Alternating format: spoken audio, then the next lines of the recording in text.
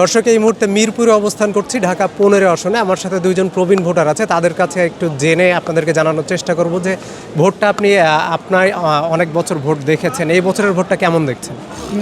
বছরের ভোট খুব ফেয়ার হইতে হচ্ছে। লোকজনের বিশেষ করে টার্নওভার খুবই সন্তোষজনক এবং উইদাউট এনি ফেয়ার সমস্ত লোক ভোট কেন্দ্রে আসতেছে এবং অনেক বৃদ্ধা যারা 90-এর কাছাকাছি বয়স এরকমই বেশ কিছু ভোটার আসছে। এ থেকে বোঝা যাচ্ছে যে মানুষ স্বতঃস্ফূর্তভাবে ভোট দিতে আসছে, যেটা গত 15 বছর বা 20 বছরে আমরা দেখি নাই। আপনি গত 15 বছর 20 বছরের কথা বলছেন, আপনি এর আগেও অনেক নির্বাচন দেখেছেন। তো আপনার দেখা নির্বাচনগুলোর মধ্যে এই নির্বাচনটাকে সেগুলোর সাথে যদি কম্পেয়ার করতে বলি, তাহলে কিভাবে কম্পেয়ারটা করবেন? এই নির্বাচনটা বেসিক্যালি 91-এর পরে এই নির্বাচনটা একই ধরনের হচ্ছে। তারপরেও আমরা মনে করি যে আজকে 4:30 পর্যন্ত যদি এইভাবে ভোট চলে, তাহলে এই নির্বাচনটা শুধুমাত্র 91 সালের ইলেকশনের সাথেই তুলনা করা যাবে। অন্য যে কোনো ভোটের থেকে ইলেকশন ভালো হচ্ছে।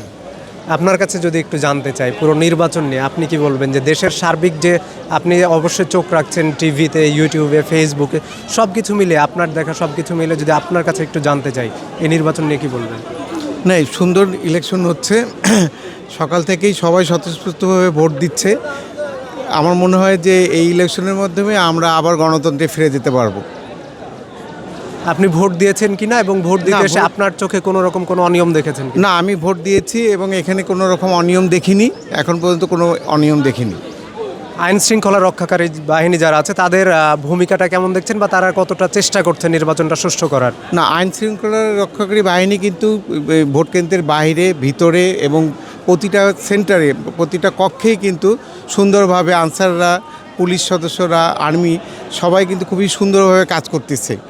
এখন পর্যন্ত এখানে যে অবস্থা, মানে ভোট নিয়ে কোনো কথা বলার কোনো স্কোপ নাই, খুব সুন্দর একটা ভোট হচ্ছে।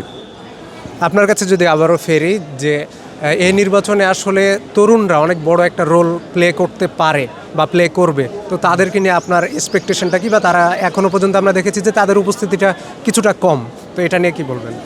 তো আমার ধারণা আজকে তো উৎসবের আমেজ, অনেকটা ছুটির ভাব আছে। ইয়াং জেনারেশনটা আমার মনে হয় একটু পরে আসবে, হয়তো লাঞ্চের দিকে আমার মনে হয় টার্নওভার আরও বাড়বে, বিশেষ করে ইয়াং ভোটারদের। আর ইয়াং ভোটারদের মেইনলি উদ্দেশ্য হলো তারা একটা মানে সৎ সরকার চায়, চাঁদাবাজ মুক্ত একটা সরকার চায়। তো এই সমস্ত দিক দিয়ে আমার মনে হয় ইয়াংরা খুবই ডেডিকেটেড। তারা কোনো দলের পক্ষে বিশেষভাবে তারা খুব একটা ডিক্লাইন্ড না। তারা চায় সুন্দর সুষ্ঠু পরিবেশ এবং দুর্নীতিমুক্ত একটা সমাজ, সেই হিসাবেই তারা ভোট দেবে এবং একটু পরেই আমার ধারণা এই টার্নওভার, ইয়াংদের মধ্যে টার্নওভার বেড়ে যাবে। আজকে রাতে আসলে বাংলাদেশ নতুন একটা সরকার পাবে, সেই সরকার যেই হোক না কেন, সেই সরকারের প্রতি আপনার কি এক্সপেকটেশন থাকবে বা কোনো পরামর্শ আছে কিনা? আমার পরামর্শ তো বড় কথা না, আমি চাই যে অন্তত দুর্নীতিমুক্ত একটা সমাজ বা একটা সরকার হোক। তাহলে আমাদের দেশের অর্থনীতি যেভাবে যাচ্ছে, শুধু দুর্নীতি না থাকলে আরও অনেক দ্রুত আগে যাবে। আপনার কাছে যদি সেম কোশ্চেনটাই করি যে নতুন যে সরকারটা আমরা আজকে রাত্রে পাবো, তার প্রতি আপনার কোনো এক্সপেকটেশন বা পার্টিকুলার কোনো এক্সপেকটেশন বা কোনো যদি কিছু বলার না, থাকে? ভাই যেরকম বললো, আসলে পরবর্তী সরকারের কাছে আমাদের একটাই চাওয়া যে বাংলাদেশের রন্ধ্রে রন্ধ্রে দুর্নীতি ছড়ায় গেছে, একদম টপ টু বটম সব জায়গায় করাপশন। এই করাপশনের এগেনস্টেই যেন তারা কাজ করে প্রপারলি, তাহলেই দেশ আগায় যাবে। দর্শক, মিরপুর থেকে আপনাদের সাথে যুক্ত ছিলাম দুইজন প্রবীণ ভোটার, জানাচ্ছিলেন তারা তাদের ব্যক্তিগত অভিমত, তাদের পরামর্শ।